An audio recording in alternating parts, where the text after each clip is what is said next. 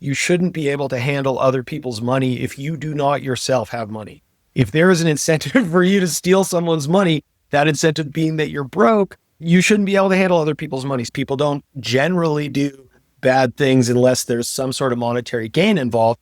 Crime doesn't change. Money changes. The true cost of compliance, the true cost of operating a licensed and regulated entity in compliance with global regulation, and there's tons of nuance, there's tons of local this and specific that and whatever, but there are consistent pillars of compliance across the world, across licensing regimes that apply if you're selling government currency for government currency, if you're selling cryptocurrency for government currency, if you're providing futures, derivatives, swaps, spot options, whatever the financial product might be. There's an expectation that you have a compliance officer.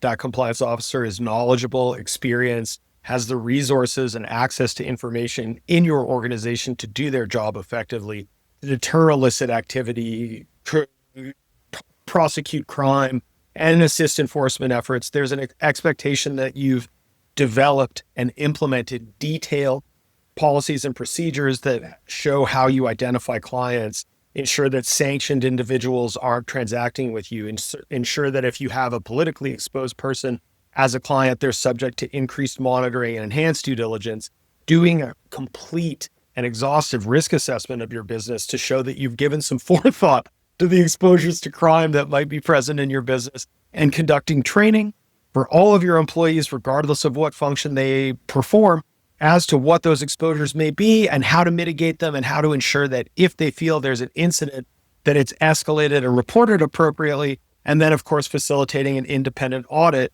every 2 years to ensure that you're not just in an echo chamber smelling your own farts and saying they smell like roses.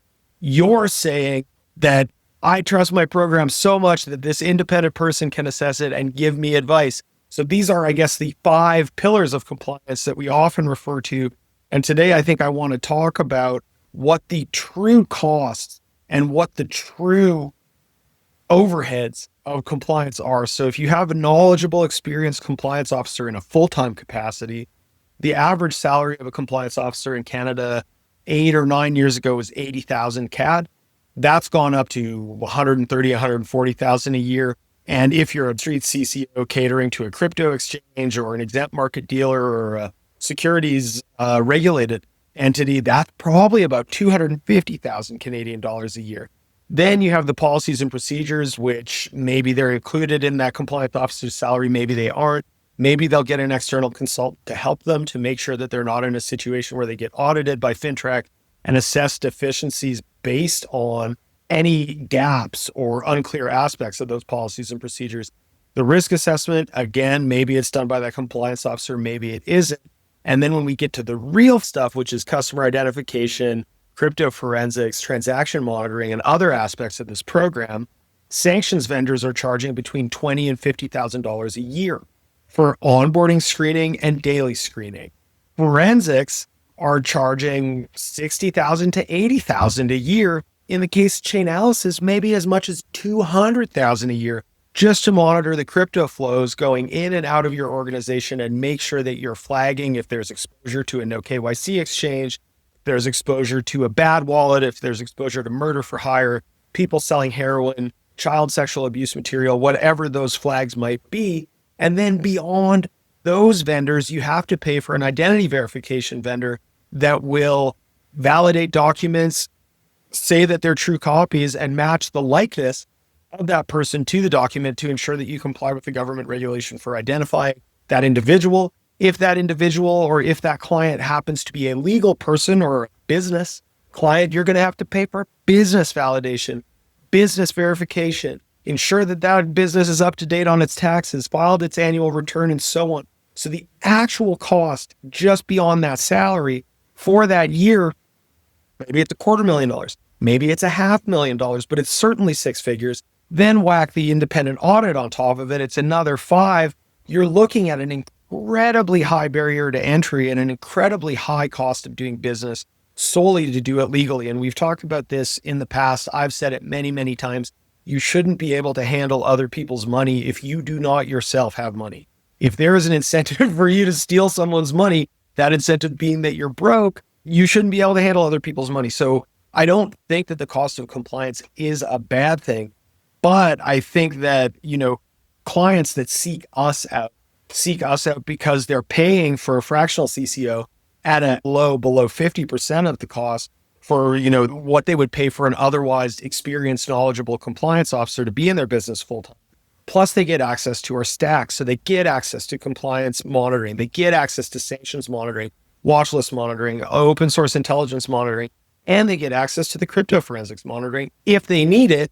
That is all being driven by an experienced pilot that is all turning information into intelligence and giving actionable insights in, the management information that we produce, which is the monthly reporting or whatever it might be. So I really am excited actually to talk about Phantom for once in these things rather than just being a talking head about the news, because I think it's incredibly interesting. What we've been able to do is deliver a world-class, globally compliant tech stack with a good driver in the driver's seat for a fraction of the cost. And I think that's where fractional truly comes in. And we're seeing some of these other vendors and competitors in the market who I have no need to name or shame them. But often we get clients that say, okay, I have a competing offer while I'm validating and verifying you guys at 50% of what you want to charge me. And, our answer is always, not only will we not race to the bottom, but we're simply unable to because of all the value adds that we have in terms of things that help you meet the 5 pillars of compliance, things that help you keep your bank account, and other vendors that are operating in this space. And we're a bootstrap space ourselves. So there were times where we didn't have the infrastructure and technical abilities that we have today. They might be operating with a lower cost or even free transaction monitoring software. And then your data is going into who knows where and is being, consumed by these other parties that you have no knowledge of. They might be using, if they're smart, they might be using the free Office of Foreign Asset Control, the free OFAC XML feed, which there's nothing wrong with that. It's free. It gets updated daily. You can do sanction screening for free if you so choose. You might have bad data underpinning it, and there might be a lot of manual steps involved. And I don't really believe any of these competitors are doing this in a way that has lots of labor involved for the price they're charging, but maybe they are. I think when clients are making these choices, they need to have their eyes open about what the true costs of compliance are and what hidden risks they're exposed to by going with lower cost providers that may or may not be using world-class tools that protect that data, that may or may not have ring fencing and confidentiality requirements, that may or may not be going through SOC 2 at the moment. And I think when we talk about cost of compliance, I think the true cost of it beyond yearly salaries, yearly subscription fees, yearly this and yearly that, the true costs are the fines that come if you're found lacking, if you're weighed in the judgment and found wanting, as the song goes. If you don't have good sanction screening, if you don't have a credible vendor backing you and your compliance officer isn't knowledgeable and experienced, I think you're going to be having a bad audit day. And I think you're going to be paying far more in administrative monetary penalties than you would have paid to just do it correct from the start. Phantom primarily services money services businesses, financial institutions, global foreign exchange houses, and payment service providers.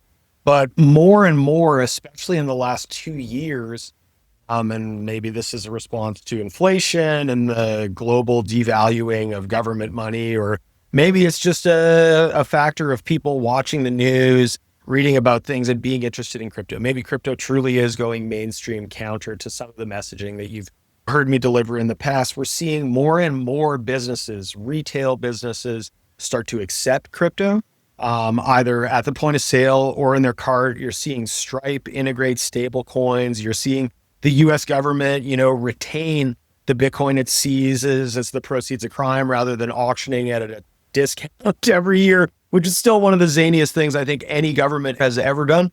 But you're seeing more and more people say, okay, we think crypto has intrinsic value. We recognize it as money. We want to either hold it, convert some or all of our treasury into crypto so that we can take advantage of gains that far surpass, the S&P 500 or the interest paid on GICs in traditional banking and so on. Or we want to accept it as payment for goods and services because, maybe Trump makes a press release and something moons and we end up with 30% more than the value of the good or service we sold, or the market just moves as it does and Bitcoin increases in value, or maybe there's an announcement that is unfavorable to global trade for the country you're in, and your local government currency becomes worth much less against a global reserve currency. But because you're holding Bitcoin, you not only avoid that drop, you also benefit from the price increase of Bitcoin with that global government currency market struggling. And by the way, none of this is investment advice and none of it should be construed as investment advice. I'm not telling anyone to put their nest egg or their business treasury account into Bitcoin. Make your own decisions, do your own research. Don't listen to me. But as we see more and more businesses doing this, we have clients come to us and say, hey, I'd like to accept Bitcoin. I'd like to accept USDT in exchange for a luxury car, in exchange for an expensive watch. How can I make sure that I don't get defrauded? How can I make sure that my wallet doesn't get seized because I'm selling a Rolex to a drug dealer? How can I make sure this? How can I make sure that? And there's two, I guess, really interesting use cases that we saw. One where someone chose not to listen to us and lost a considerable amount of money, and one where someone chose to listen to us and, they're having a really good time. So there's a lot of people out there that manage mining farms, that manage mining operations. They have server farms mining Bitcoin and whatever. And maybe they have some miners in their pool that also sell them Bitcoin on a regular basis. And then they do whatever with the Bitcoin thereafter. And they say, okay, I need to pay the electricity bill for the Bitcoin miner that I work with. If I accept Bitcoin from them, convert it into government money and pay that bill on their behalf, is that a payment service? And do I suddenly need to be licensed by the government? Or is there a way that I can do this that doesn't involve the transmission of money, doesn't involve me making a payment on their behalf, and is instead, rather clean and just has me, paying a bill over here and liquidating someone's mining coins over here? And, we're not going to give you any free legal advice today, but there certainly is a way that you can charge the fee for the conversion without becoming a quote unquote crypto exchange and include the payment of that bill in that fee and then just go pay it on their behalf without it being a payment with their funds, to avoid it being a remittance transaction or a payment on behalf of that miner and so on. And I think it's really interesting that these kind of business models are developing and that we're making fiat currency payments less intermediated and faster on behalf of crypto. And we're seeing crypto kind of starting to dictate the flow of funds and these other things. So, this isn't to say that there's, an absolute greenfield path to doing these things. And this isn't to say that you don't need qualified advice from someone with experience. You definitely do. But as, finance moves faster, as traditional finance integrates crypto, I think there's more and more use cases that color outside the lines of just if crypto then regulated. And I guess the bad use case that we see is when people don't truly understand the exposures of crypto, don't truly understand network confirmations, blockchains, and how coins truly move. And they get exposed to either a double spend scam, where somebody has committed Bitcoin to one purchase and another purchase. Other purchase resolves faster. This guy loses the money. Imagine you give someone a Pagani for their Bitcoin and they manage to drive it away before 3 or more confirmations happen. Something we've seen. Or you accept Bitcoin at the ATM. There was a Calgary company that got absolutely owned 3 or 4 years ago for $400,000 worth of Bitcoin or something like this on the double spend scam. So I don't think we see a lot of double spend anymore. But as we see more neophytes and newbies entering this market, accepting crypto, we're obviously going to see criminals that see an opportunity and exploit that opportunity. So I think as businesses get more and more involved in this, and I think as, companies like Phantom grow and establish ourselves in different markets, I think it behooves these companies to go and ask an expert, how can I prevent fraud when I'm accepting crypto for luxury goods? How can I make sure that if I accept crypto for luxury goods, let's say I sell Birkin bag or a really nice watch or a car, and that person happens to be a drug dealer and they're taking crypto for drugs, and suddenly my transactional wallet is not only directly linked to drug money, but I'm also implicated as a potential launderer of money and exchanging illicit funds for luxury goods that have a resale value and monetize those illicit funds. What should I do if that happens? And The simple answer is you should structure things in such a way that your treasury wallet isn't directly linked to any retail payments so that the piggy bank isn't in danger if one payment goes bad. But you should also have somebody screening these things on the way in to ensure that you're not exposed to the proceeds of murder for hire.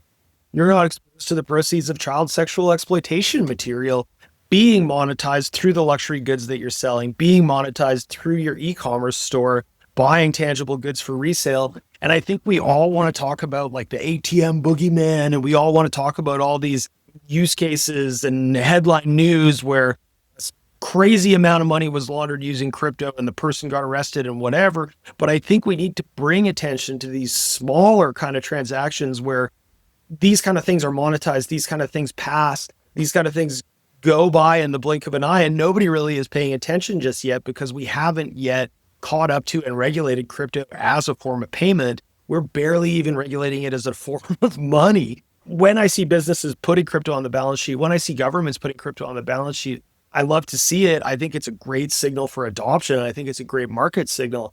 But I also think it's going to be fraught with the same perils that happened when we were licensing crypto businesses first. There's a lot we don't know. There's a lot that falls outside the ken of the actual regulatory curve. And if we don't pay attention to that, we're going to have a lot of unexpected outcomes, some favorable, some dramatically unfavorable. One thing that I think I like to talk about a lot, because it's just a perennial boogeyman in the news cycle. It's a perennial boogeyman in absolutely everything talking about crypto. We're all super scared. Everybody's so scared. Every news cycle, there's somebody being like, I think there's a lot of money in them, their crypto ATMs. You know, you can go there. There's no person. It's not face to face. It's in the back of a convenience store. You put the cash in, you get the Bitcoin. Who knows what they're doing with this stuff? And anybody that is, seeing themselves in the narrative that I just used and the voice I just used, I'm 100% making fun of you, because ATMs are not a viable way to launder money, period. If you want to sit at a machine and put a significant amount of money into crypto, if that money is illicitly sourced, you're sitting there feeding hundreds into the machine forever. And I've said this before, and I'll say it again. Every single ATM operator that remains in Canada is licensed and regulated and has an obligation to report cash transactions in excess of $1,000 or in excess of 10,000, has an obligation to identify anybody that transacts over 1,000 or does 2 transactions. And even in the case of ATMs that say, okay, we don't collect email address, we don't allow transactions over 1,000, we don't collect phone number, you're still going to have people try to use the same wallet, which means they're, doing more than the identifiable amount, and they're a repeat transactor. And still, in the case of somebody sitting there passing hundreds into the machine, there's no way that there's a lineup at the Bitcoin ATM of people doing $5,000 transactions in rapid succession. So there's no operator out there that doesn't have transaction monitoring and transaction blocking rules that don't prevent the very activity that we like to pretend is the boogeyman every single news cycle and say, money laundering, and then their crypto ATMs. When we look at things like the Chainalysis annual report that shows not only crypto transactions, a small but growing percentage of global transactions, illicit transactions are an even smaller percentage of crypto globally and an infinitesimally small percentage of total illicit transactions and money laundering based transactions in the world. And I think if you look at the adoption curve of crypto into mainstream society, especially organized crime and especially the other kind of large volume money laundering that goes on in the world, these people have established currency networks. They have bank accounts, they have trade pathways, they have trade-based money laundering, fake invoicing, shell bank pathways that are established and are probably far cheaper than any crypto pathway would ever be. So as we see organized crime in many cases being larger than most transnational businesses, they're not going to risk a 2% price increase, untrained, unproven avenue like crypto. It's just not going to happen. Anybody that is running a business that is cognizant of the costs of what it takes to move their money around and have it be usable, they're not like, yeah, I'd love to pay 2% more for something I don't fundamentally understand and maybe won't work. Also is vulnerable to seizure because I'm not in control of the accounts all the time, the same way I am of my bank account. So I still hate the narrative that crypto is very vulnerable to and favored by money launderers. And, this is not to set aside or make anything less serious when we talk about victims of pig butchery, victims of retail fraud, people that lose their life savings, their homes, falling for romance scams, and so on. But I do suggest that those same people fell for those scams when they were entirely fiat currency based. They just might have been monetized a little more slowly because those criminals are much smaller than organized crime in most cases and would be using like a bank wire to get those funds out and so on. When we look at a case like TradeOgre being like a no KYC exchange that I think in the last 3 weeks, maybe a little less than 3 weeks, was the subject of the largest seizure in the history of the RCMP, Canada's federal policing, of a crypto case. Just listen, they didn't register as a money services business. They failed to identify clients. They didn't file any reports. They facilitated high value exchanges between crypto and, really readily facilitated. I mean, whether they did this knowingly or not, whether it was the intent that money be laundered through them, they provided, a perfect vehicle for it. And when we look at things like Bitcoin fog in the past, when we look at Tornado Cash in the past, they had these same features, right? There was mixing, swapping, no KYC, access to high volume and high value liquidity pools, making it attractive for criminals. And from the perspective that I guess we have, where we manage lots of clients, where we're looking at crypto flows every day, we would see TradeOgre exposure regularly. When a counterparty was onboarding either for a high value exchange, sale, whatever, it would be like, uh-oh, I think your Bitcoin might have touched TradeOgre 2 years ago, 4 years ago, whenever. And as a result, we actually can't onboard you because as a licensed and regulated institution, we can't have that exposure touch our wallet ever. It suggests that at minimum, you're a tax evader, which is a crime, or something much more serious, something much worse is occurring with the crypto that you're attempting to sell, monetize, liquidate, whatever, swap.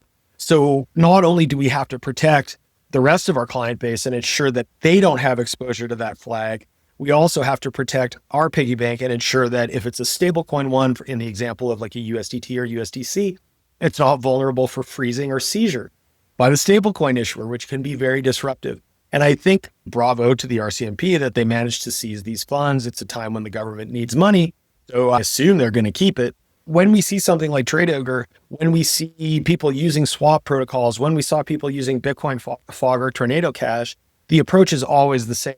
Not only can we not touch it, but we also have an obligation to report it because there's reasonable grounds to suspect. And I think there was probably a lot of permissibility out there with TradeOgre in the past because it was like, we can't prove anything. Maybe it's a crypto OG that has pre-SegWit coins that just happened to touch Silk Road because there was a much smaller pool, much smaller supply globally of crypto back then. And, money touches bad things. People don't generally do bad things unless there's some sort of monetary gain involved. So I don't think we're surprised when crypto touches crime, but, there was almost a permissibility. There was almost a grain of salt in the past that was like, it's TradeOgre, but we're not that worried. And then suddenly everybody wakes up on September 24th and it's like, oops, we're pretty worried. So maybe we all have an obligation now to go back through all those past files and report where we didn't report in the past. I mean, we don't because we always reported, but I think it's really indicative of what we're going to see when these vectors of no KYC, anonymous exchanging just get shut down one by one by one. And it's only a matter of time until the next one happens and the next one happens and the next one happens. So how can a phantom client proactively identify this behavior? I mean, we're already doing it. We conduct forensics at the time of intake. We very rapidly require the client to identify any problematic or concerning exposures. And if we have the slightest concern that it will endanger the rest of the client's business or expose them to something, we decline to proceed with that counterparty and we go about our normal course of business, which may or may not involve reporting that transaction, that counterparty, and so on. So I think as, industry matures, as these anonymous flows become more and more common, and as regulators, turn their attention to them one by one, the real vulnerability is just not doing your job effectively, not employing experienced people that know how to use the software that keeps you out of trouble. And I think the imaginary ones are the same ones that I talked about at the start of this long form blip, which are, we think that there's hundreds of thousands of dollars being carried into convenience stores in gym bags and being fed bill by bill into the ATM.